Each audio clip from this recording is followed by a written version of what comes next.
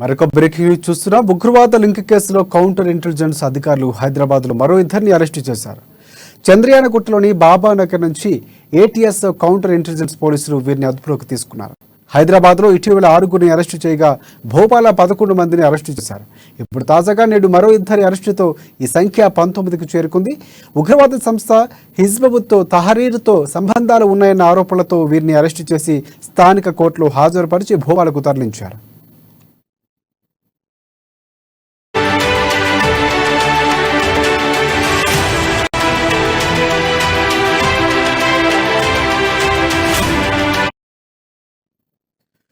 ఉగ్రవాద లింక్ కేసులో counter intelligence అధికారులు హైదరాబాద్లో మరో ఇద్దరిని అరెస్టు చేశారు.